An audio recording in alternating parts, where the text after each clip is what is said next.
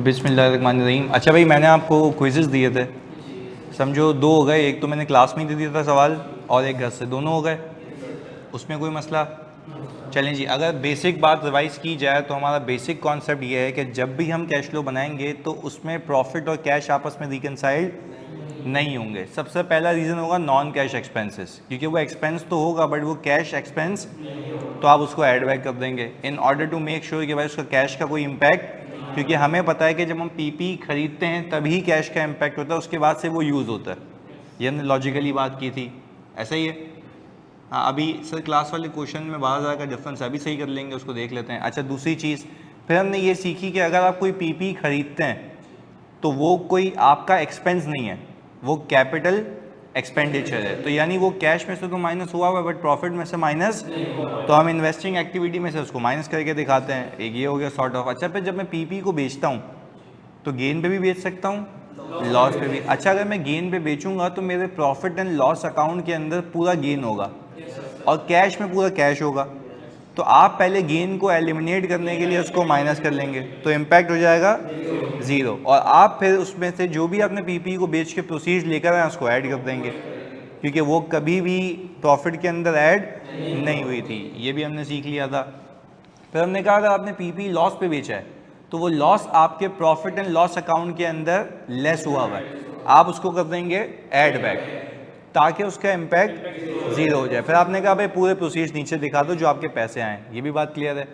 फिर हमने देखा था कि भाई अगर आप किसी बंदे से या बैंक से लोन ऑब्टेन करते हैं तो लोन ऑब्टेन करने की एंट्री ये बनती है कैश, डेबिट और लोन पेएबल। इस पूरी एंट्री में कहीं आपको प्रॉफिट हिट होता हुआ नहीं दिखता, क्योंकि ये कोई इनकम नहीं है, ये फाइनेंसिंग है। अच्छा, क्या ये प्रॉफिट के अंदर शामिल है? नहीं, पर पैसे तो आए, तो हम पैसे आते हुए दिखाएंगे कौन सी एक्टिविटी में? फाइनेंसिंग एक्टिविटी में, कि भाई ये मजीद फाइनेंस आया बड़ी हमने हमारी कमाई नहीं है। अच्छा, फिर हमने कहा था, हमने ये सीखा था जो इतने सारे कॉन्सेप्ट्स को करने के बाद, कि जब मैं सारी एडजस्टमेंट्स पार्क करता हूँ तो मैं पहुँच जाता हूँ कहाँ पर? प्रॉफिट फ्रॉम ऑपरेशंस पे। अच्छा, अगर मेरा कोई रिसीवेबल पेएबल नहीं है तो profit from operation equals to cash from operation, ये हमने सीख लिया था भाई लॉजिकल वे में। अच्छा, फिर हमने कहा कि भाई अगर इंटरेस्ट एक्सपेंस है और मुझे इंटरेस्ट पेएबल का भी अकाउंट दिखता है तो इंटरेस्ट एक्सपेंस का मतलब ये है कि एक्सपेंस अलग है, पेमेंट अलग है, तो मैं उसका एक टी अकाउंट बनाऊंगा, लेजर बनाऊंगा, तो मैं उसमें से पेमेंट निकालूंगा। अच्छा, मैंने ये सिखाया था कि एक्सपेंस की वजह से आपका पेएबल इंक्रीज होगा, और फिर देखेंगे ओपनिंग में एक्सपेंस को ऐड करके और देखेंगे क्लोजिंग कितना, तो आपको पेमेंट मिल जाएगी। तो आप एक्सपेंस को ऊपर एडजस्ट करेंगे और पेमेंट माइनस कर देंगे ताकि उसका इम्पैक्ट जीरो करने के लिए। यहाँ तक क्लैरिटी है? ये हमने किया था। फिर हमने लास्ट क्लास में सीखा था increase in receivable, working capital changes. फिर मैंने आपको वहाँ पे लिख के दिया था कि वर्किंग कैपिटल चेंजेस इसलिए यूज होता है ताकि आप अपने प्रॉफिट को कैश में कन्वर्ट करें, क्योंकि मैंने कहा कि भाई अगर आपने मेरी एग्जांपल में कोई 4 लाख रुपए की सेल की थी, उसमें से 1 लाख रुपए रिसीव, तो इसका मतलब रिसीवेबल इंक्रीज हो गया। एग्जांपल के तौर पे कह रहा हूँ, तो मतलब उसका मतलब है आपको जो वो पैसे वो नहीं मिले, पर क्या वो सेल में नहीं गए? गए। तो मैं कह रहा हूँ ऊपर प्रॉफिट में उसका इम्पैक्ट है बट कैश में इम्पैक्ट नहीं है। तो हम वर्किंग कैपिटल चेंजेस का मतलब ये है कि वो चेंजेस पार्क करो जो आपके कैश और प्रॉफिट में फ़र्क कर रहे हैं। तो इंक्रीज इन रिसीवेबल का खुद भी मतलब सोचो कि ये इसका मतलब ये है कि मैंने सेल तो कर ली है, मैंने कमा तो लिए बट पैसे रिसीव नहीं हुए, तो वो कैश में कभी गए नहीं। तो वो खुद भी कहता है ये 7 के भाई आप देखें अगर आपका रिसीवेबल इंक्रीज हो रहा है, दिस इज इंडिकेटिंग कि इतने पैसे इस साल कमा तो लिए बट रिसीव नहीं हुए। यहाँ तक क्लैरिटी है जी? तो रीपेमेंट है, उसको माइनस कर देना, क्योंकि लोन अगर ओपनिंग के मुकाबले में क्लोजिंग कम है तो इसका मतलब है आपने पैसे रीपे कर दिए, तो उसकी एंट्री क्या बनती है? लोन पेएबल डेबिट और कैश क्रेडिट। अच्छा, loan payable debit cash credit पूरी एंट्री में कहीं प्रॉफिट नहीं है, तो आप ये कह रहे हैं मैंने फाइनेंसिंग ली थी और फाइनेंसिंग रीपे कर रहा हूँ जिसका प्रॉफिट पे कोई इम्पैक्ट, क्योंकि ये पे करना is not an expense. Clear है? अच्छा जी, तो अब यहाँ पे अली अब्बास ने कहा था कि सर इसमें एक मसला आ रहा था सवाल के अंदर, उस मसले को हल कर लेते हैं। सबसे पहले अगर मैं कहूँ, सबसे पहले तो मैंने कहा कि भाई यहाँ पर आप बताएं पीपी का अकाउंट, पीपी के अकाउंट के अंदर बच्चों आपका ओपनिंग कितना है? 725, क्लोजिंग कितना है जी 809200। ये हिसाब किताब हो गया। अच्छा भाई, फिर हमने कहा डेटर्स का हम अकाउंट नहीं बनाते, वो तो वर्किंग कैपिटल में आता है। अच्छा भाई, अब मैं देख लेता हूँ कि भाई नीचे फर्दर इन्फॉर्मेशन क्या दी हुई है। डेप्रिसिएशन दिया हुआ है, 46,500। इस वजह से ये पीपी कम हुआ होगा, यूज़ हुआ होगा ना, तो वो कम हो गया वहाँ पर। अच्छा भाई, इसके बाद हमने ये कहा कि हमारे पास इसी सवाल के अंदर कंपनी ने डिस्पोज किया है plant at a gain of ₹40,200। अच्छा, वो कह रहे हैं गेन पे डिस्पोज किया है। अच्छा, अब पहले देखो यहाँ पे इसने लिखा है कंपनी ने एक्वायर किया machine at a price of, तो 156। अच्छा, अब इस सवाल के अंदर जो बैलेंसिंग फिगर है वो डिस्पोजल है, ये पिक हो गया था। चलिए जी, आपने कहा ओपनिंग है 7,25,000, कैश आपने मजीद देके पीपी परचेस किया 156,200 का, तो आपके पास टोटल पीपी इतना मौजूद था। इसमें से यूज हुआ तो आप देखें आपके पास क्लोजिंग ज़्यादा बचना चाहिए, कम बच रहा है, तो इसका मतलब है बाकी कुछ बिक गया।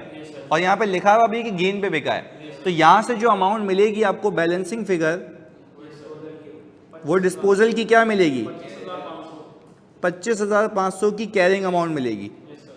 ऐसा ही है, ये आ गई आपकी कैरिंग अमाउंट, और ये हम कह लेते हैं भाई ये हमारी है सर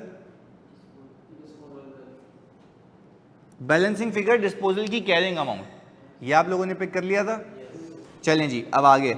अब मुझे एक और बात बताएं, हमने कहा कि कैरिंग अमाउंट मुझे पता है, और वो कैरिंग अमाउंट मेरे बच्चों आ रही है 25,500 की, ये भी हमने देख लिया। अच्छा, फिर मैंने कहा मुझे गेन पता है, इस सवाल में गेन कितना है 40,200। अच्छा, मुझे पता है कि एक 25,500 की कैरिंग अमाउंट रखने वाला एसेट 40,200 ज़्यादा का बिका है, तो सेलिंग प्राइस ज़्यादा रही होगी। तो इसके अंदर अगर इसको ऐड कर दूं तो कितनी आ गई,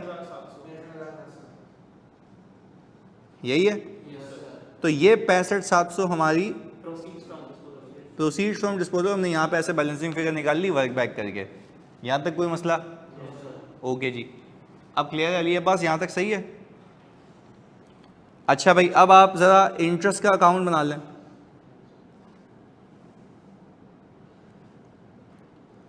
हमने कहा sir interest payable, opening interest payable आपका आ रहा है 25,680, और क्लोजिंग आई है 51,280। अच्छा, अब आपको पता है कि ओपनिंग मुझे 25,680 पे करना था, मजीद इस साल और खर्चा हुआ, और हमने कहा कि इंटरेस्ट एक्सपेंस 50,600। अच्छा, यहाँ पे अली अब्बास कह रहे हैं कि सर डिस्पोजल 25,300 है या 25,500 है? 500 ही है ना, यानी यही है। अच्छा भाई, तो आप देखें ओपनिंग आपको 25,680 पे करना था, मजीद एक्सपेंस आपने मजीद एक्सपेंस आपका इंकर हुआ 50,600 का, तो आपने बोला यार इतने ज़्यादा पैसे, यानी तकरीबन आप देखें 75,000 समथिंग होने चाहिए, या 76,000 बचे हुए कम है, तो बाकी क्या हो गए, पे हो गए। तो आपने कहा पे कितने हुए, एग्जैक्ट 25, यह आ गया एग्जैक्ट 25,000 की आपकी पेमेंट। चलें जी, यहाँ तक भी बात समझ आती है। अब हमने कहा सर इसके अलावा सवाल में कुछ भी नहीं है सिवाय डेटर्स के, वो वर्किंग कैपिटल में यूज़ हो जाएगा। हमने कहा सर आपने प्रॉफिट बिफोर टैक्स रखा, और वो प्रॉफिट बिफोर टैक्स आपने रख दिया 625,100।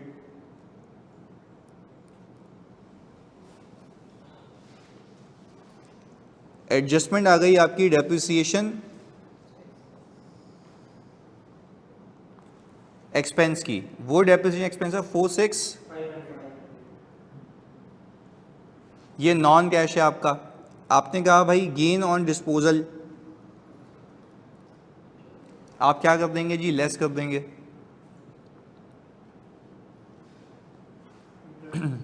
अच्छा, और आपने कहा भाई इंटरेस्ट, वो कितना है भाई, 50,600। अच्छा, मुझे ये बात पता है कि अगर मैं वैसे इन सारी एडजस्टमेंट्स को पार्क करूं तो मैं पहुंच जाता हूं, पर यहाँ पे कैश फ्रॉम ऑपरेशन नहीं होगा क्योंकि डेटर्स भी हैं। वेरी गुड, तो अब हमने कहा कि हम इसको वर्किंग कैपिटल चेंजेस पार्क करेंगे। अच्छा, आपने कहा ये आपके पास आ रहा है इंक्रीज इन रिसीवेबल। आपके रिसीवेबल कितने से इंक्रीज हो रहे हैं? 455 से। यानी आप ये कह रहे हैं कि आपने ऑपरेशन से जितना भी कमाया उसमें से 455 आपको रिसीव नहीं हुए, तो आपके पास आ गया कैश फ्रॉम ऑपरेशंस कितना? 1,25,800 का, यही है। फिर आपने इसमें से क्या किया? इंटरेस्ट पे किया, और वो इंटरेस्ट पे कितना किया? तो ये कितना आ गया नेट? 1,08,000। 10,800 हो गया ना, 1,00,800। यही है भाई, ये आ गया हमारा नेट कैश फ्रॉम ऑपरेशंस। यहाँ तक क्लियर है? मतलब बेसिकली कोई इसकी डिस्कशन ही है। अच्छा, फिर आपने कहा आप आ गए इन इन्वेस्टिंग एक्टिविटीज़ पे। अच्छा, इन्वेस्टिंग एक्टिविटीज़ में आपके पास आ गया परचेज ऑफ पीपी। आपने पीपी कितने का परचेज किया? 156,200 का। और आपने कहा सर इसके बाद डिस्पोजल ऑफ पीपी से प्रोसीड्स, वो आपकी आ रही हैं 65। अच्छा, इन दोनों का नेट कितना आता है? इन दोनों का नेट 90,500। यह आ गया आपका 9,500 नेगेटिव। यानी आप कह रहे हैं आपने इन्वेस्टिंग एक्टिविटीज़ पे इतने लगाए, तो आपने कहा ऑपरेशन से इतने पैसे आए, इन्वेस्टिंग में इतने लगाए, तो आपका नेट कैश इनफ्लो है आउटफ्लो है? इनफ्लो है। 10,300 से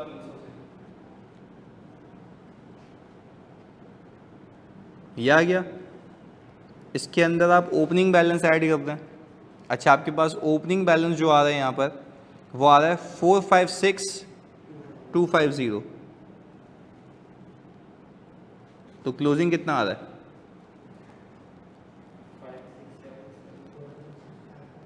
567।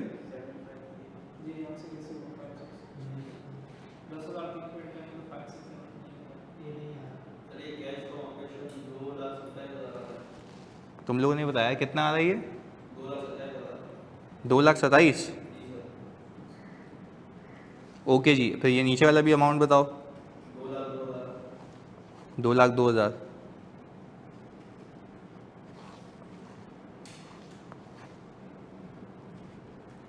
ये आ गया जी। अच्छा भाई, अब हमारे पास ये फिगर भी चेंज हो जाएगी। 3,11,000, 1,11,500। अब सही है।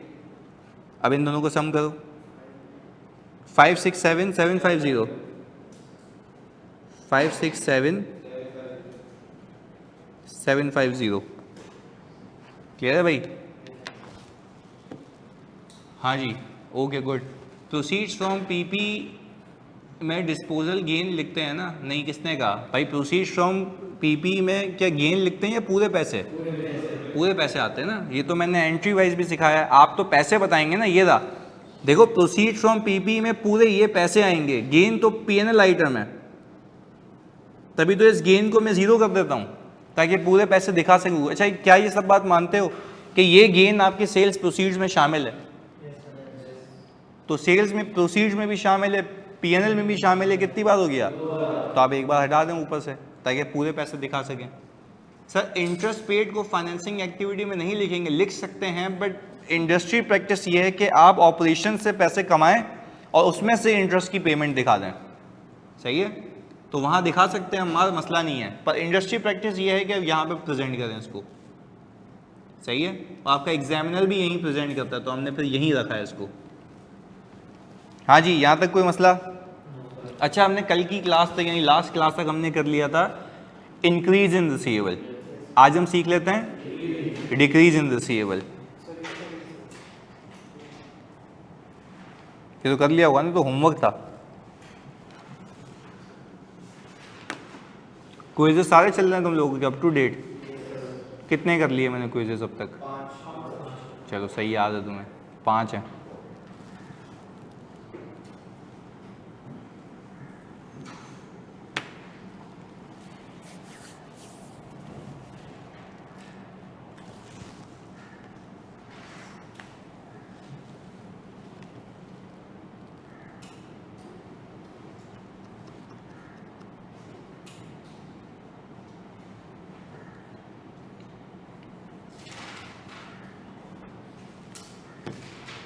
ओके जी, चलें? अच्छा पहले तो हम इस एक्स्ट्रा पेज को हटा दें। अच्छा भाई, अपने पास आप हेडिंग डाल दें, concept of decrease in payable. Concept of decrease in payable, sorry receivable.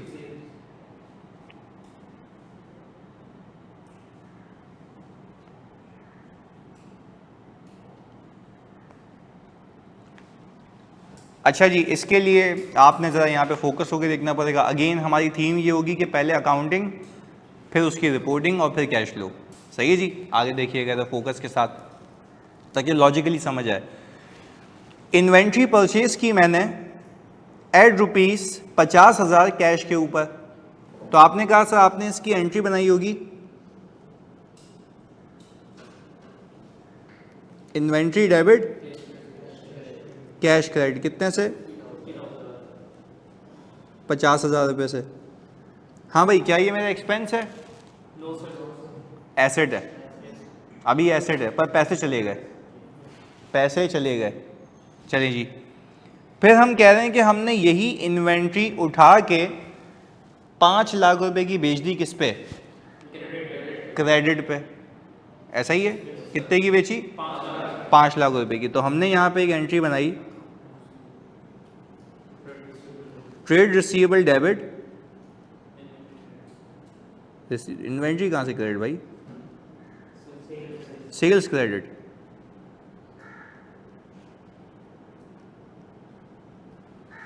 ₹5 lakh से। अच्छा मुझे बताओ, ये जो अब तक सेल हुई है, क्योंकि अब तुम लोगों ने सही बताना है, ये जो अभी सेल हुई है 5 लाख रुपए की, क्या इसका 1 रुपया भी आया? तो क्या ये प्रॉफिट में नहीं होगी? पर पैसों में नहीं। अब तक जो चल रहा है वो आपको समझ आना चाहिए कि कैसे मूव हो रही हैं चीज़ें ना, एक एक करके हम सीख रहे हैं। चलें जी, ये भी बात समझ आ गई। फिर नीचे लिख के दिया हुआ है cash received from credit customer ₹9 lakh. Credit customer से कितने पैसे आए?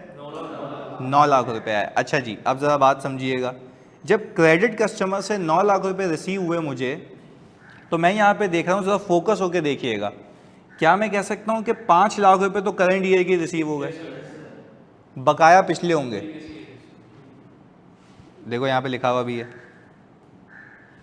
5 लाख रुपए करंट ईयर के, 4 लाख रुपए। अच्छा आप ज़रा यहाँ पे एक समझने की बात है और गौर ऑफ फिक्र करने की बात है, ताकि कैश फ्लो से कनेक्ट हो पाओ वापस से। मैंने कहा कि सर इसकी मैंने एंट्री ये बनाई होगी अभी, कैश डेबिट और ट्रेड रिसीवेबल क्रेडिट, कितने से? 9 लाख रुपए से। अच्छा तुम सारे इम्पैक्ट्स को भूल जाओ अगर, और पहले इसकी एक और एंट्री बना दो, COGS डेबिट और इन्वेंट्री।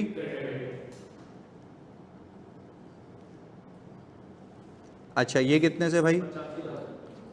अच्छा अब अगर मैं आप लोगों से एक बात पूछूं, क्या आप इस बात को मानते हैं कि आपके PNL में COGS 50,000 रुपये की चार्ज हुई और आपका कैश भी 50,000 का चला गया, तो आपके प्रॉफिट से भी 50 माइनस हुए में, कैश में से भी 50 माइनस, क्योंकि जितने का एक्सपेंस है उतने की पेमेंट है, जितने का एक्सपेंस है उतने की पेमेंट है, इक्वल है, कोई पंगा नहीं है। अच्छा अब एक और सब यकजहीती से एक बात बताओ, PNL फॉर द ईयर का बनता है एजेड का? 1 साल का बनता है। क्या आप इस बात को मानते हैं कि आपने जो सेल की है ये 5 लाख रुपए की, इसको ज़रा मैं नीचे ले आऊँ, ये और अच्छा हो जाएगा। आपने ये जो सेल की है 5 लाख रुपए की, मेरे हिसाब से ये है फॉर द ईयर। ये जो सेल्स है आपकी ये फॉर द ईयर है, ऐसा ही है।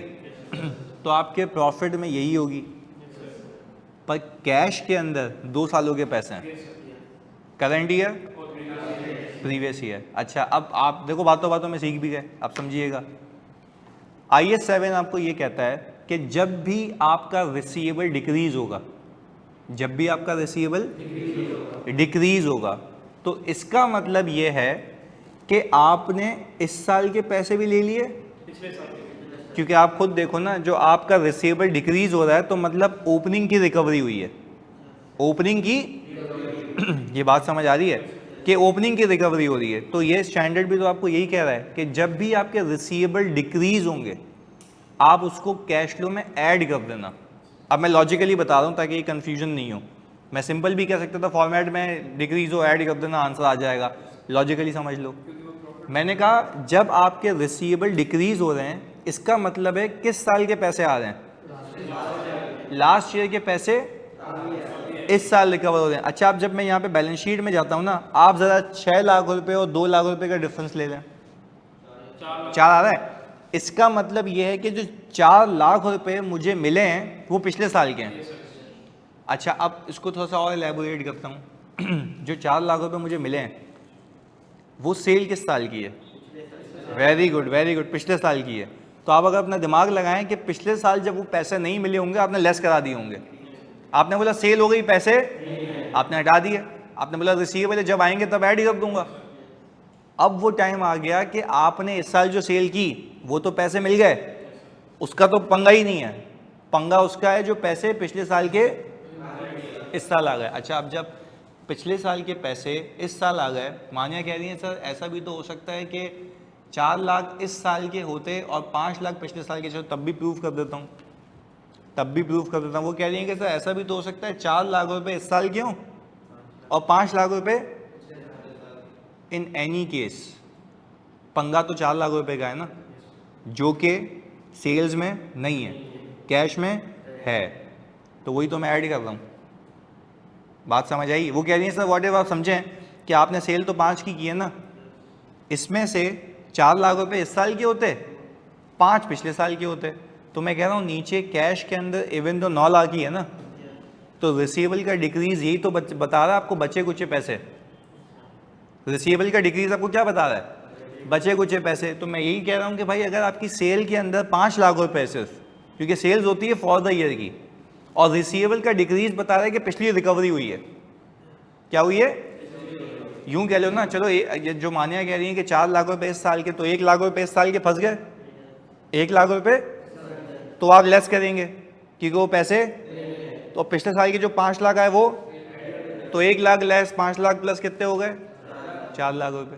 तो मैं कह रहा हूँ इतना लंबा क्यों सोचना, लॉजिकल बात कर रहा हूँ। मैंने कहा सही आपकी बात मान ली मानिया, सेल कितने की हुई, ये कह रही है इसमें से समझिए 1 लाख हटा दो, बात सही है। फिर पिछले साल के कितने हैं, अब मैं आप सबसे पूछता हूँ जो पिछले साल के 5 लाख रुपए हैं क्या इस साल की सेल में है, ऐड करोगे तो negative 1 lakh, positive 5 lakh, net कितना, पॉजिटिव 4 लाख। बात क्लियर है, माने आप क्लियर है, जल्दी बताओ। तो ये लॉजिक है इसके पीछे।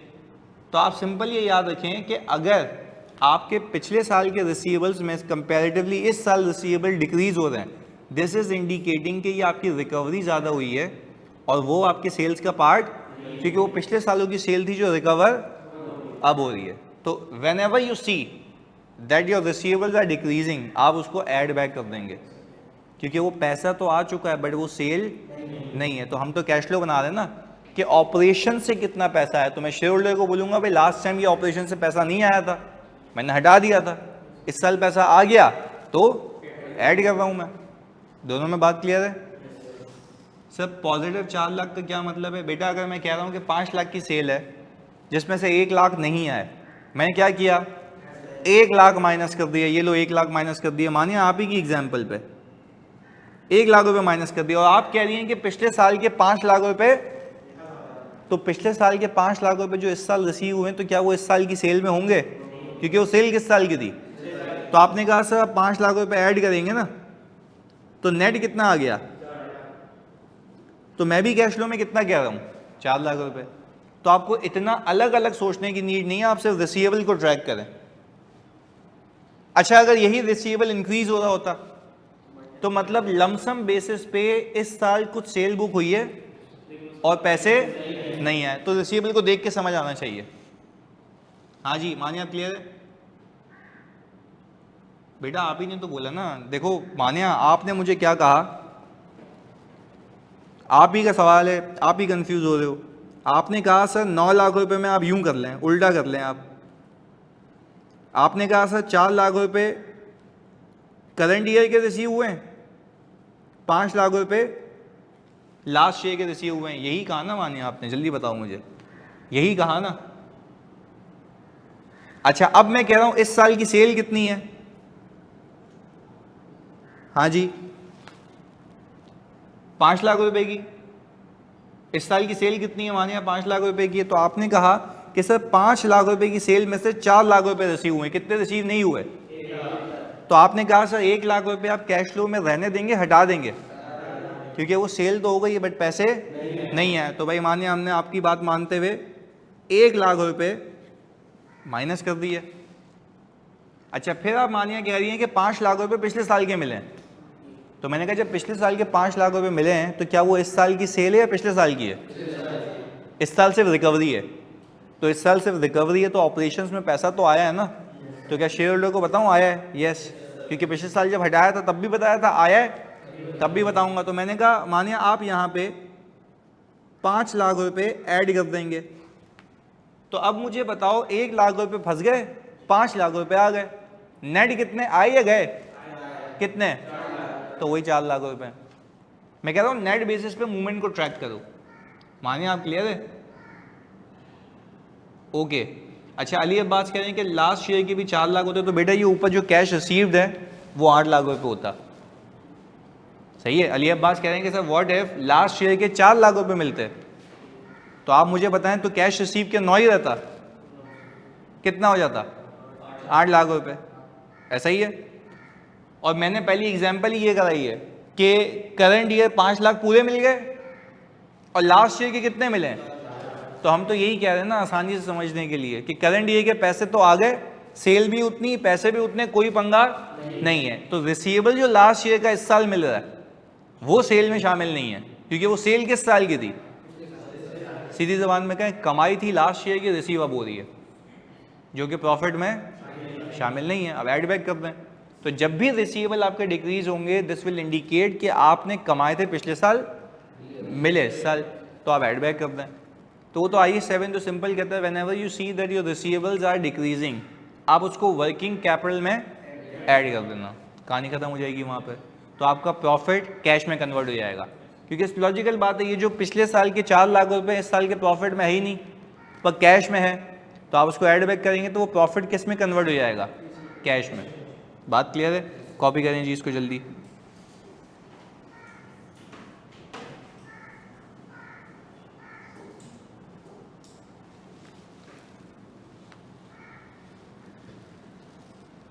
पर अगर आपको कोई बोले रिसीवेबल अगर इंक्रीज होंगे तो क्या होंगे?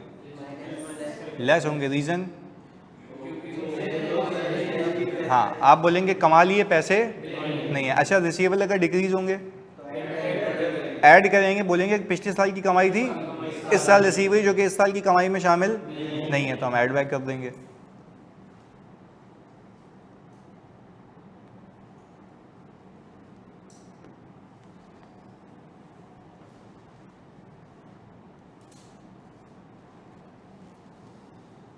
इसको आप भले कॉपी नहीं कीजिएगा, समझाने के लिए था।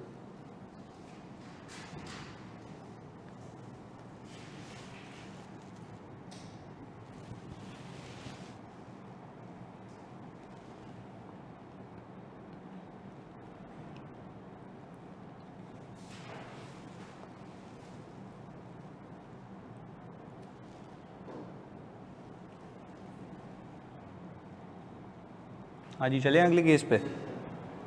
अच्छा भाई, अगले केस की हेडिंग हम डाल लेते हैं, कॉन्सेप्ट ऑफ ट्रेड पेएबल, और उसके अंदर भी इंक्रीज इन पेएबल्स। अच्छा ये इंटरेस्ट पेबल नहीं है ना, ऑपरेशंस का पेबल। अच्छा आप में से किसी ने मुझसे ये सवाल नहीं किया कि सर आप सिर्फ वर्किंग कैपिटल में ट्रेड रिसीवेबल क्यों बोल रहे हैं, वर्किंग कैपिटल में इंटरेस्ट पेबल क्यों नहीं आ रहा? देखो यहाँ पे क्या लिखा हुआ है, ट्रेड पेबल, ऑपरेशंस का पार्ट नहीं होता, यानी ऑपरेशन से रिलेटेड पेबल कौन सा होता है, ट्रेड पेबल, बिजनेस से related. Interest payable is not business related, तभी मैं ऑपरेशंस निकालने के बाद अलग से माइनस करता हूं। तो यहां पे आपके प्रॉफिट को कैश में कन्वर्ट करने के लिए सिर्फ वो रिसीवेबल पेबल यूज होंगे वर्किंग कैपिटल में जो ऑपरेशन से रिलेट करते हैं, क्योंकि ऑपरेशंस की इनकम को कैश में कन्वर्ट करने के लिए ऑपरेशंस का रिसीवेबल चाहिए होगा ना, जो सेल से लिंक करता हूं। मैं आपसे सबसे पूछूं, अगर एक एग्जांपल दे रहा हूं, अगर आपको मैं सवाल के अंदर इंटरेस्ट रिसीवेबल का अकाउंट दे दूं तो क्या वो वर्किंग कैपिटल में आएगा? नहीं, क्योंकि सेल्स जो लिंक होती है वो ट्रेड रिसीवेबल के अकाउंट से लिंक होती है। तो कौन सा अकाउंट यूज होगा सेल्स को कैश में कन्वर्ट करने के लिए? वर्किंग कैपिटल में ट्रेड रिसीवेबल। क्योंकि आपसे कोई पूछे, देखो लॉजिकल बात है, आपसे कोई पूछे कि बैलेंस शीट में ऐसा कौन सा रिसीवेबल है जो सेल से लिंक्ड है, ट्रेड रिसीवेबल, तो मैं उसी को यूज करूंगा ना उस सेल्स को कैश में कन्वर्ट करने के लिए। कोई आपसे पूछे क्या इंटरेस्ट रिसीवेबल सेल से लिंक्ड है या इंटरेस्ट इनकम से लिंक्ड है? इंटरेस्ट इनकम से लिंक्ड है, तो वो ऑपरेशंस का पार्ट नहीं है। तो ये बात आप लोगों ने क्लैरिटी से अपने दिमाग में रखनी है। अगेन कोई आपसे पूछे कि भाई आपने ट्रेड रिसीवेबल को क्यों यूज किया, बाकी भी तो रिसीवेबल्स हो सकते हैं, तो आप बोलेंगे भाई ट्रेड रिसीवेबल ही तो सेल से लिंक्ड है, तो उसी सेल्स को कैश में कन्वर्ट करने के लिए मैं ट्रेड रिसीवेबल को यूज करूंगा। अगर कोई आपसे बोले कि आप इंटरेस्ट रिसीवेबल दिया हुआ हो तो आप यूज करेंगे, आप बोलेंगे नहीं, क्योंकि वो सेल से लिंक्ड ही नहीं, उसको अलग से देखता हूं मैं। बात क्लियर है? तो we use those accounts that are relevant and link to sales, वो पहला कॉन्सेप्ट दे चुका हूं। अब हम क्या सीख रहे हैं? Trade payable. अब इसकी गेम क्या है समझते हैं तो फिर आपको क्लैरिटी आ जाएगी। और दूसरा कॉन्सेप्ट है वर्किंग कैपिटल का concept, trade payable. Trade receivable का कॉन्सेप्ट भी दे चुका, बता भी चुका, सेल से लिंक्ड होता है। That's why I use this account to convert sales into cash sales. Clear है? आगे देखिएगा। ऑनलाइन में तो यहाँ तक क्लियर है, जल्दी बता दो, जल्दी से, फौरन से भाई, जल्दी सब। ये लॉजिक क्लियर होनी चाहिए कि मैं सिर्फ यही अकाउंट क्यों यूज कर रहा हूँ। जी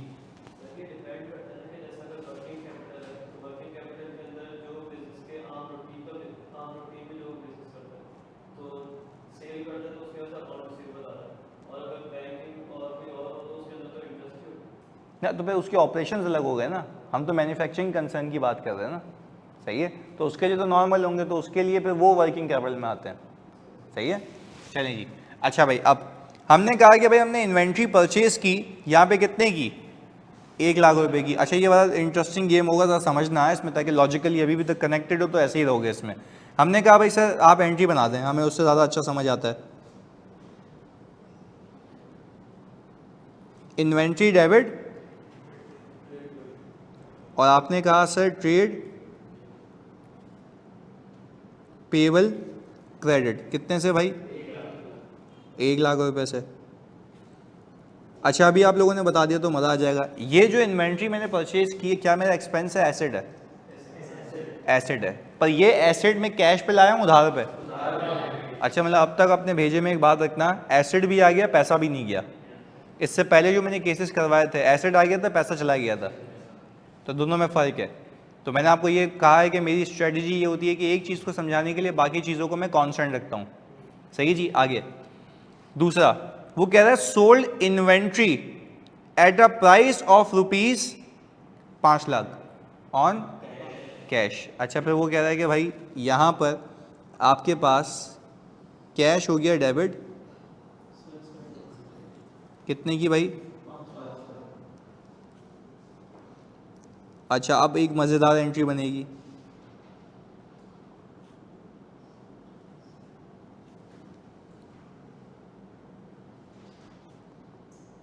भाई बिक गई ना इन्वेंट्री, तो खर्चा तो हो गया ना, पर कैश नहीं गया, पर कैश नहीं गया। अब ज़रा यहाँ से कहानी को कहानी से मिलाते हैं। मुझे ये लग रहा है इस पूरे गेम के अंदर कि आप लोगों का ट्रेड पेएबल बढ़ गया है, उधार बढ़ गया, ऐसा है? कैसे पता? ये रहा 1 लाख रुपए, ये देखो ओपनिंग 0 था, अभी 1 लाख रुपए हो गया। यहाँ तक कोई मसला? पक्की बात है। यानी सर आप ये कहना चाह रहे हैं कि अगर आप यहाँ पर P&L बनाएं तो सेल्स आपकी आ रही है 5 लाख रुपए, COGS आ रही है 1 लाख रुपए, यह आपके पास आ गया। और अगर मैं सिर्फ PPE का डिफरेंस ले लूं तो 6 20 और 5 40 का डिफरेंस कितना है? 80,000।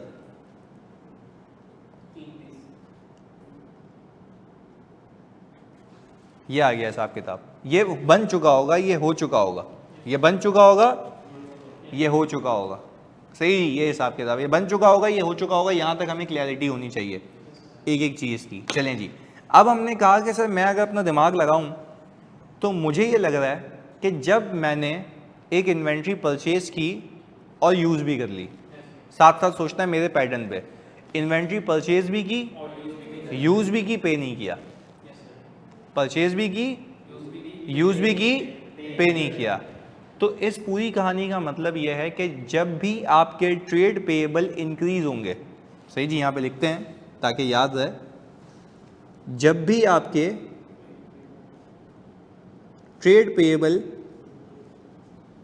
इंक्रीज होंगे, मींस एक्सपेंस तो नहीं लिखते हम, इन्वेंट्री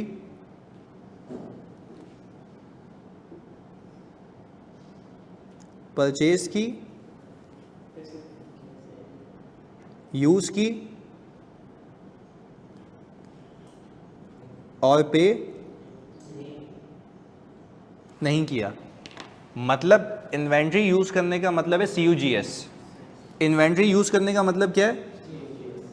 COGS। तो इन्वेंट्री यूज करने का मतलब जो आप कह रहे हैं COGS, तो इसका मतलब मेरे बच्चों ये है कि आप ये कहना चाह रहे हैं सर कि एक खर्चा हो गया जिसके मेरे जेब से पैसे नहीं गए।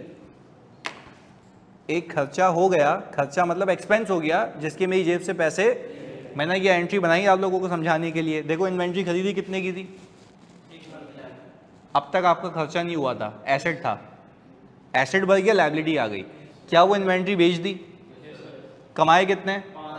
वो पैसे भी आ गए, प्रॉफिट में भी 5 लाख, कैश में भी 5 लाख, कोई डिफरेंस नहीं है। अच्छा, फिर मैंने कहा कि जो इन्वेंट्री मौजूद थी क्या वो अब आपकी रही या खर्च हो गई? क्योंकि आपने कहा इसको बेचने के लिए इतना खर्चा तो किया ना, अलबत्ता उस खर्चे के लिए पे नहीं किया। तो जब भी आपके ट्रेड पेएबल इंक्रीज होंगे वो ये निशानदेही कर रहे होंगे कि आपने खर्चा तो कर लिया, एक्सपेंस तो हो चुका है, बट पे, तो इसीलिए जब एक्सपेंस हो चुका है, पे नहीं किया, तो इंक्रीज इन पेएबल हमेशा ऐड बैक होंगे क्योंकि उसका कैश पे कोई इफेक्ट नहीं है। तो मैं यहाँ पे लिख भी रहा हूँ आप लोगों के लिए कि इंक्रीज इन ट्रेड पेएबल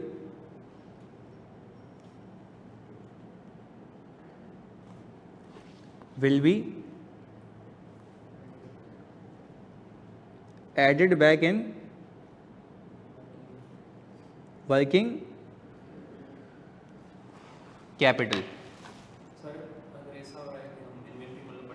वो अभी इन्वेंट्री में सीखेंगे, वो इन्वेंट्री में सीखेंगे, अभी बाद में, अभी वो कहानी दूर है। यानी वो इन्वेंट्री में, देखो जब मैं वहां पे पहुंचूंगा ना तब सब क्लियर कर दूंगा। अभी हम बात किसकी कर रहे हैं? पेएबल की। इन्वेंट्री को इन्वेंट्री में कवर करूंगा, ये लो, ये रहा, सही है, बिल्कुल सुकून से। अभी आगे का हम खिचड़ी बन जाएगी बिला वजह, तो हम कह रहे हैं थोड़ा सा होल्ड ऑन करके पेएबल को खत्म करते हैं, फिर इन्वेंट्री।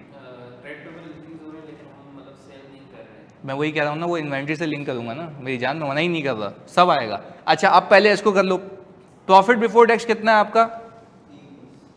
320। जल्दी से मुझे बताओ, खाली इसको सिखाने के लिए आपको, इसमें आप क्या पार्क करेंगे? अच्छा, किसकी? अच्छा, जल्दी से एक साथ बता दो, डेप्रिसिएशन एक्सपेंस क्यों एडजस्ट होगा? नॉन कैश एक्सपेंस है, ये हो गया। अच्छा, आपको ये बात तो बखूबी पता है कि जब आप इसको ऐड बैक कर लेंगे, एडजस्टमेंट पार्क कर लेंगे, you will get profit. Check कर लेते हैं, 3 20 में 80 ऐड कर दूं, ये आ गया। अच्छा, अब मेरा मानना ये है कि profit from operation is not equal to because of receivable, because of receivable या because of payable? Why not receivable? है ही नहीं, है ही नहीं। अगर होता तो भी आता, उसको भी देखते। यानी साहब सिंपल क्यों नहीं कहते?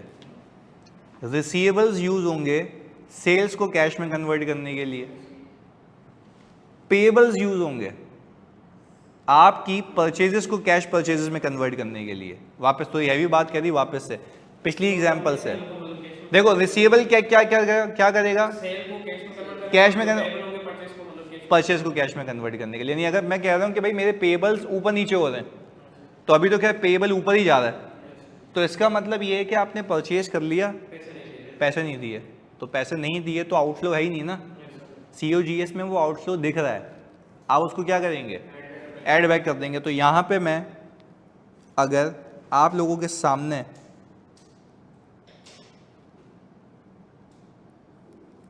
वर्किंग कैपिटल डालूं तो आप अभी कनेक्ट भी हो जाएंगे। तो मुझे बताएं, वर्किंग कैपिटल के अंदर आपके पास इंक्रीज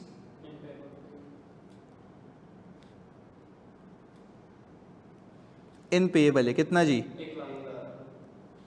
ये कितना आ गया?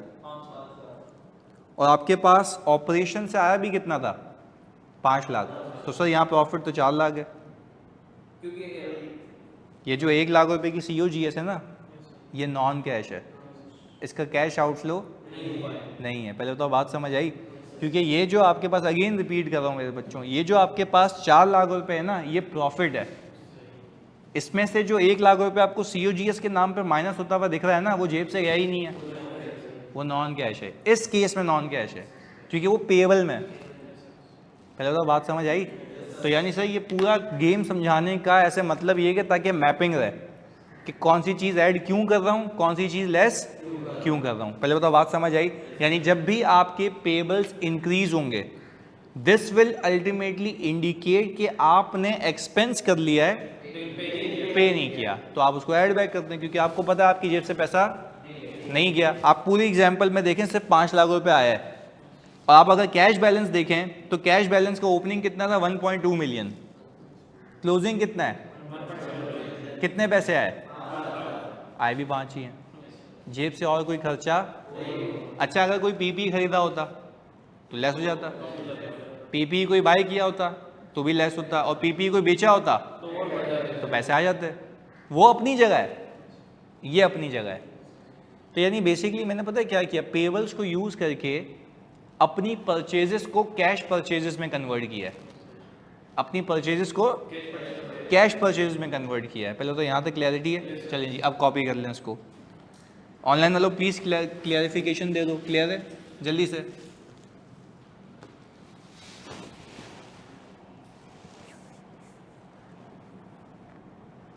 अच्छा, ये जो मैं कैश फ्लो में आपको अकाउंटिंग भी सिखा रहा हूँ ना, एंट्री वाइज, ये आपको हेल्प आगे आएगी नॉट फॉर प्रॉफिट ऑर्गेनाइजेशन में मल्टीपल टॉपिक्स में, क्योंकि मैं शुरू में सारे टॉपिक्स वो करवाता हूँ जिसकी वेटेज 20, 15, 25 नंबर है।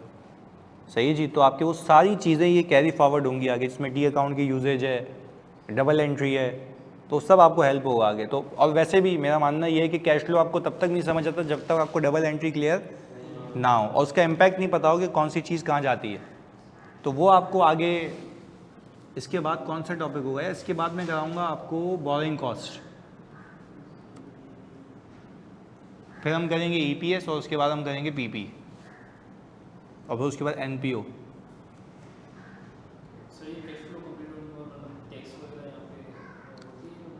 टेस्ट तो रोज हो रहा है आपका? रिटर्न में टेस्ट? हाँ बिल्कुल, चैप्टर वाइज लेंगे आपका। देखो ना, अभी बुक आपको जो दी है हमने, जो उसने सॉले ने भेजी है कल, तो वो आप देखो कि उसके अंदर आपको क्विज के क्वेश्चंस अलग से दिए हैं और फिर चैलेंजर क्वेश्चंस अलग हैं, तो वो क्लास में ले लेंगे। आप जब तक ये सवाल ख़त्म करोगे ना सारे, तो आगे 50 क्विज हो चुके होंगे। 50 क्विज का मतलब क्या? 50 टेस्ट, वो टेस्ट ही है। वो भी तो लिख के ही करते हो ना, मतलब डायरेक्ट तो आंसर नहीं आता ना उसमें, ये है। पर हाँ आप ये बोलो कि सर हमें टेस्ट के लिए अपने आप को असेस जो करना है ना, वो हमें क्यूमुलेटिव बेसिस पे करना चाहिए। यानी मेरी स्ट्रेटजी ये होती है पास में भी करंट में भी, कि जब आप दूसरे टॉपिक पे चले जाएंगे ना मेरे साथ, तो पहला टॉपिक जान नहीं छोड़ेगा आपकी, उसके क्विज आते रहेंगे, तो वो भी करते रहोगे, ये भी करते रहोगे, तो ना वो भूलोगे ना ये भूलोगे, तो वो कैरी फॉरवर्ड चलता रहेगा। और फिर आगे एक वक्त ऐसा आएगा कि मिक्स स्टैंडर्ड के सवाल आएंगे, ये भी वो भी ये भी, तो सब सोचोगे, सही है। तो उसकी टेंशन नहीं लो, वो तुमसे ज़्यादा मुझे फिक्र है कि भाई इनको लेके चलना है, वरना अदरवाइज़ मैं अभी यहाँ नहीं दुबई में होता बैठा हुआ, सही है। चलो खैर, ये हो गया कॉपी।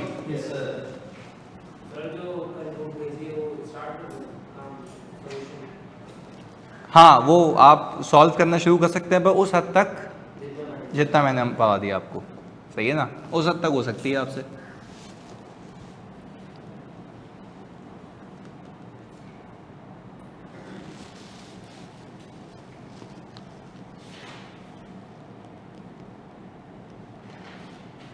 क्योंकि हम लोगों ने डिस्कस किया था ना पहली क्लास में कि मैं आपको सॉफ्ट में दे दूंगा, तो चैप्टर वाइज एक चैप्टर हो गया, दूसरा चैप्टर वो अभी रेडी कर रहा है क्योंकि एडजस्टमेंट्स होती हैं हर बैच में, तो वो आपको दे देंगे अगले टॉपिक के शुरू में।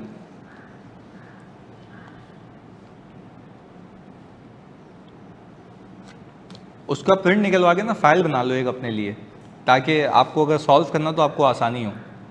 तो प्रिंट निकाल के अपनी फ़ाइल बना दो एक कि भाई ये इस टॉपिक के हैं। मैं अपनी टाइम पे ये करता था कि भाई जब मेरे पास होता था ना, तो मैं इतना हैवी बैग कैरी नहीं करता था, मुझे आज मैं घर से प्लान करके निकलता था कि भाई आज ये टॉपिक करना जाके लाइब्रेरी में कहीं भी बैठ गए, तो सिर्फ वही पर्चे निकाले, स्टेपल किए, फाइल में लगाया, वो लेके निकल गया, सॉल्व करके आ गया। तो आप प्लान करके चलेंगे भाई आपने ये एक दिन में करना है, तो rather than you carry the entire book, आप एक वो लेके निकलें बैच।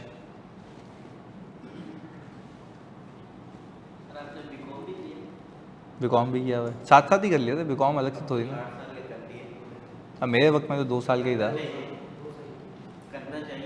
या करना चाहिए बिल्कुल। अभी मेरी जब दुबई में जॉब हो गई थी तो वो उसके लिए इन्होंने बीकॉम भी मांगा था मेरी इमिग्रेशन के लिए, तो मैंने आखिरी दिन पे मना कर दिया था कि मैं नहीं आ रहा।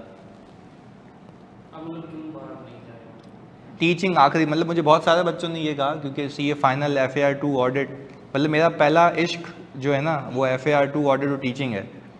FAR1 तो क्या मैंने बहुत बाद में पढ़ाना शुरू किया था बच्चों की रिक्वेस्ट पे, बाकी तो मैं पहले वही पढ़ाता था FAR2 ऑडिट। तो आखिर में जब जाहिर सी बात है कुछ क्लोज हो जाते हैं बच्चे, क्योंकि वो 1 2 3 होते ना बॉन्डिंग, क्योंकि आजकल का तो ज़माना ऐसा है कि आप तो ऑनलाइन हो गए ना, तो मैं डिस्करेज करता हूँ ऑनलाइन को इसलिए डिस्करेज करता हूँ कि भाई जो फिजिकली आ सकता है वो लाजमी है, क्योंकि आप टीचर से जब इंटरेक्टिव होते हैं ना आप, तो आप इंसाइट्स लेते हैं, इंस्पिरेशन लेते हैं, चीज़ें सीखते हैं। तो उस पर बच्चों ने कहा था मुझे कि सर चले जाएंगे तो क्या होगा, तो मैंने बोला कि क्या होगा के लिए रुक गया मैं बस। हालांकि मेरी वहाँ पे जॉब हुई थी 25 लाख रुपए की, तो अल्लाह बस यहाँ दे रहा है, मैं यहाँ कमा लेंगे। मैं तुम्हें सिर्फ इतना बताता हूँ कि तुम लोग जब यहाँ पे आते हो ना तो सीख के जाओ, मतलब तुम्हारे लिए इंस्पिरेशन सीखना होनी चाहिए कि भाई मैं और कितना अच्छा सीख सकता हूँ, काबिल कैसे हो सकता हूँ। मेरा फर्म में जो आर्ली रेट है ना वो 11,000 रुपये, मतलब 1 घंटे अगर फर्म में काम करूँगा तो मुझे कितने मिलेंगे। मैं यहाँ पे बैठ के तुमको पढ़ा रहा हूँ, सैलरी बेसिस ही है, बस salary basis in the sense कि there are based on the hours. तो वो फ्लेक्सिबिलिटी कमाई है ना मैंने। कल रात को नहीं, मैं जितना काम करना चाहूँ, कल रात को 3 बजे तक मैं ऑफिस में था। हमारा तो ग्लोबल है ना, EY सीनियर मैनेजर, तो वो तो ग्लोबल है ना, अल्लाह ने बना दिया, बन गए। तो वही कह रहा हूँ कि आप इसको भी बीट करें। आप 28 साल में बन के दिखाएं, मैं 30 में बनाऊँ, आप 28 में बन के दिखाएं, आप 25 में। 30 तो हूँ ना मैं, 30 तो हूँ। वैसे सीनियर मैनेजर यूजुअली बनता 35 36 37 में। मेरा टारगेट है मैं 36 में पार्टनर हूँगा इंशाल्लाह, सही है। तो उसके लिए मैं थोड़ा सा पागल हूँ अपने काम को लेकर। ये हो गया, बताओ जल्दी से। पार्टनर मतलब इन्वेस्टमेंट वगैरह का सीन होगा ना पार्टनर बनने? नहीं, इन पार्टनर का मतलब होता है ओनर ऑफ द फर्म। उसमें मतलब इन्वेस्टमेंट वगैरह का सीन कुछ भी नहीं होता, आप मालिक होते हैं, आपके जो भी कमाई होती है सब आपके जेब में, शेयरिंग। वो तो अभी सीखोगे ना, अभी तो ग्रेजुअली। ऑडिट और अकाउंटिंग एडवाइजरी, अभी आप अकाउंटिंग सीखे हैं, साथ साथ शुरू कर लो, कर सकते हो, मना नहीं है, पर मैं यूजुअली बोलता हूँ कि भाई आप साथ कर लें, क्योंकि आपको क्लासेस तो लेने जाना नहीं है, आप प्राइवेट करें, आप तैयारी करके पेपर दे दें बस।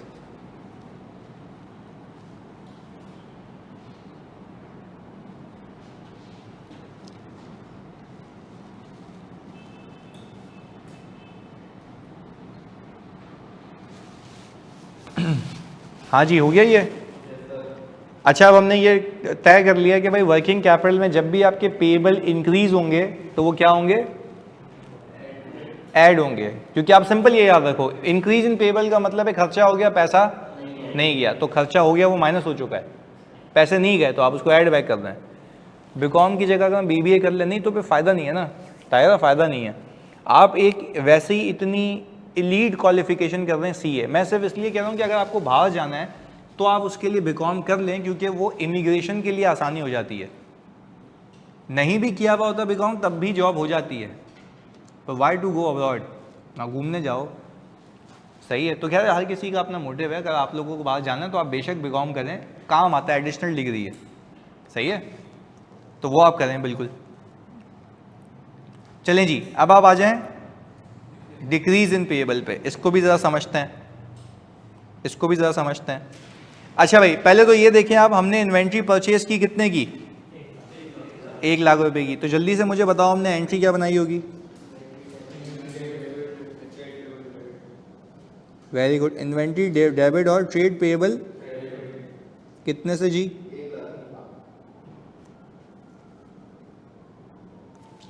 1 लाख रुपए से, ये हो गया हिसाब किताब। चलें जी, अब मुझे एक बात बताओ भाई, मैंने इन्वेंट्री परचेज कर ली 1 लाख रुपए की, उधार पे परचेज की, क्या ये खर्चा हो गया, नहीं, अभी तक एक्सपेंस, कब होगा, वेरी गुड, अब बिल्कुल सही बोल रहे हो, जब बिकेगी, वेरी गुड। चलें जी, हमने कहा कि भाई company paid to creditor 2 lakh रुपए। अच्छा, आपको याद होगा पिछले साल का भी उधार चलता हुआ आ रहा है, कितना था, 1 लाख रुपए। चलो पहले वो पेमेंट तो बाद में, कंपनी ने बेची इन्वेंट्री कितने की, 5 लाख रुपए की, तो हमने एक एंट्री बनाई कैश डेबिट सेल्स क्रेडिट, कितने से भाई, 5 लाख रुपए से, सही जी, ये आ गया। अच्छा, आप ये बात मानते हैं कि आपके प्रॉफिट में ये सेल्स जा चुकी है, कैश में भी जा चुकी है, कोई पंगा नहीं है। अच्छा, अब आपने जब ये माल बेच दिया तो आप एक एंट्री बनाएंगे COGS डेबिट और स्टॉक या इन्वेंट्री क्रेडिट, कितने से भाई। अच्छा, P&L फॉर द ईयर का बनता है एजेड का, अच्छा, पर मुसीबत देखें यहाँ पे क्या है, हमने जो ट्रेड पेबल की पेमेंट की है वो 2 लाख की है, इस साल की भी पिछले साल की भी। चलें जी, तो हमने उसकी एंट्री बनाई होगी trade payable debit cash credit, कितने से। अच्छा, अब मैं आपसे पूछूं सर, आपका ओपनिंग तो 1 लाख था, आपने 2 लाख क्यों पे किए, 1 लाख रुपए इस साल के भी हैं। अच्छा, तो यानी सर समझने की बात यह है, मेरे P&L के अंदर जो COGS गई है वो सिर्फ इस साल की गई है, क्योंकि P&L फॉर द ईयर का बनता है, यानी इस साल मैंने कितना खर्च किया कमाने के लिए, 1 लाख रुपए, तो मेरे P&L से 1 लाख माइनस हुए हैं, कैश में से 2 लाख रुपए। अच्छा, कैश में से 2 लाख माइनस हुए हुए हैं, उसका रीज़न ये है कि पिछले साल के इस साल सेटल हुए हैं, पिछले साल के इस साल सेटल हुए हैं। तो अच्छा, इस केस के अंदर आपको ये IAS 7 का स्टैंडर्ड ये कहता है कि व्हेन एवर यू सी कि आपके ट्रेड पेएबल डिक्रीज हो रहे हैं, इसका मतलब ये है कि आपके P&L में से 1 साल का माइनस हुआ है और आपके कैश में से, या यूं कैन से कि पिछले सालों की भी पेमेंट हुई हुई है। तो आप मुझे बताएं, इस साल का तो माइनस हुआ है, उसका तो मुझे मसला ही नहीं है, मजीद कौन से साल का गया है, तो और माइनस कर दो, क्योंकि आप अपने शेयर होल्डर को ये बताओगे कि भाई जब पिछले साल याद करो, जब हमने एक्सपेंस कर लिया था, जेब से नहीं गए थे, तो मैंने ऐड किए थे, अब वही पैसे आज पे कर रहा हूँ, तो इसको समरी करूँ उसकी समरी ये है कि जो ट्रेड पेबल डिक्रीज हो रहा है, इसका मतलब ये है कि पिछले साल का खर्चा था पे इस साल हो रहा है। ट्रेड पेबल का डिक्रीज का मतलब क्या है?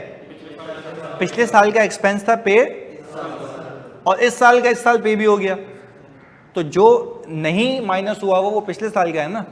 तो वो यही तो कह रहा है कि जब भी आपका ट्रेड पेबल डिक्रीज हो तो आप उसको लेस कर दीजिएगा, क्योंकि दिस विल इंडिकेट कि आपके पिछले साल के पैसे इस साल सेटल हो रहे हैं जिसका इस साल का एक्सपेंस शामिल नहीं है। यानी ऊपर तो इसी साल का एक्सपेंस है ना, वो एक्सपेंस किस साल का था, सेटल कब हो रहा है, तो इस साल के प्रॉफिट से माइनस तो नहीं हुआ हुआ ना, तो आप क्या करें, उसको माइनस करते हैं। तो सर अगर मैं यहाँ पर सिर्फ समझने के लिए इसका पीएनएल ड्रॉ करूँ, तो पीएनएल के केस में आप मुझे बताएंगे सर सेल्स कितनी थी,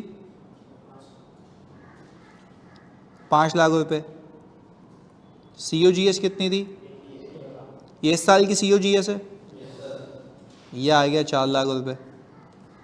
आपने कहा अब आ जाए आप डेप्रिसिएशन एक्सपेंस पे, 540 में से 460 माइनस करो, 80,000। आप समझिए स्ट्रेट लाइन पे होते जा रहा है, यह आ गया 320। अच्छा, जब आप कैश फ्लो बनाएंगे तो प्रॉफिट बिफोर टैक्स में आपने इसके बाद आप पार्क करेंगे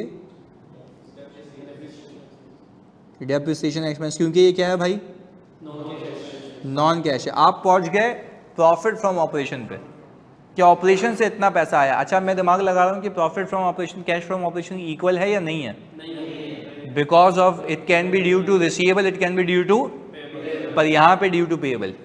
सही जी, हमने कहा कि भाई हम वर्किंग कैपिटल में आए,